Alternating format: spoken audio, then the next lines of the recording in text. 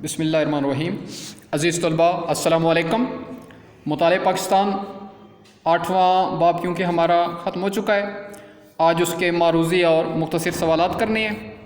تو سب سے پہلے آپ ڈائریاں نکالیں اور ڈائریوں پر لکھیں۔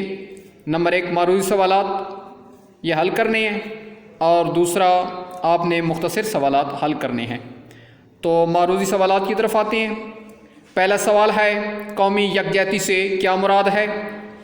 اس کا جواب آئے گا قومی یکجہتی سے مراد قوم کا باہمی اتحاد و اتفاق ہے۔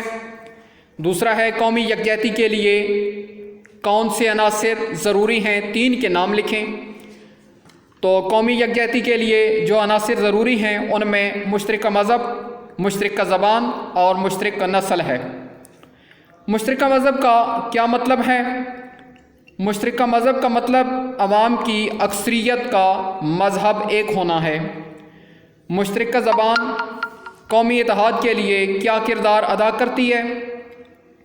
مشترکہ زبان کی بدولت عوام ایک دوسرے کی بات اور مواقف کو آسانی سے سمجھنے لگتے ہیں اور اپنے خیالات کو دوسروں تک آسانی سے پہنچاتے ہیں، جس سے لوگوں میں قربت اور محبت پیدا ہوتی ہے۔ 5واں ہے مشترکہ نسل قومی اتحاد کے لیے کتنی ضروری ہے؟ تو اس کا جواب ہے اگر کسی ملک کی آبادی کا تعلق ایک ہی نسل سے ہو تو ان میں نفسیاتی، معاشرتی اور قدرتی طور پر یگانگت پیدا ہو جاتی ہے۔ 6 نہیں ہے، 7واں سوال ہے قومی یکجہتی کی کیا اہمیت ہے؟ تو اس کا جواب آئے گا قومی یکجہتی سے مراد ملک اندرونی اور بیرونی طور پر مضبوط و مستحکم ہوتا ہے۔ قومی یکجہتی سے ملک میں امن و امان کا دورہ ہوتا ہے۔ قومی یکجہتی سے ملک خوشحالی اور ترقی کی راہ پر گامزن ہوتا ہے۔ اس کے بعد آگے 11 نمبر جو سوال ہے مختصر سوالات میں سے یہ آپ نے کرنا ہے، یکساں حقوق کی فراہمی سے کیا مراد ہے؟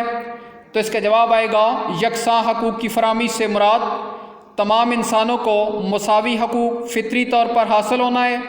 کسی بھی شخص کو رنگ، نسل، مذہب یا علاقے کے امتیاز کی بنا پر حقوق سے محروم نہیں رکھا جا سکتا۔ تمام انسان یکساں حقوق کے حقدار ہوتے ہیں۔ آگے ہیں جی دوسرا سوال ہے، ہر سوال کے 4 متبادل جوابات دیے گئے ہیں، درست جواب پر نشان لگائیں۔ تو اس میں پہلا جو سوال ہے وہ ہے پاکستان کے لوگوں میں قدر مشترک، اس کا A لباس، B زبان، C عادات اور D ہے دین اسلام۔ تو اس کا درست جواب آئے گا D دین اسلام۔ دوسرا ہے پاکستان مارز وجود میں آنے پر رابطے کی زبان، A نمبر انگریزی، B عربی، C اردو اور D پنجابی ہے۔ تو اس کا جو درست جواب ہے وہ C اردو ہے۔ آگے تیسرا نہیں ہے۔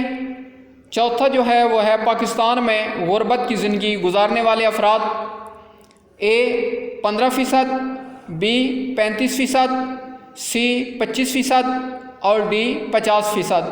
تو اس کا جواب B آئے گا 35% افراد ہیں جو غربت کی زندگی گزارنے والے ہیں۔ تو بیٹا یہ آج کا یہ لیکچر تھا، آپ نے اسے یاد بھی کرنا ہے، کاپیوں پہ بھی لکھنا ہے اور ڈائریوں پہ بھی نوٹ کرنا ہے، دوبارہ یہ نہیں پڑھایا جا سکے گا۔ والسلام۔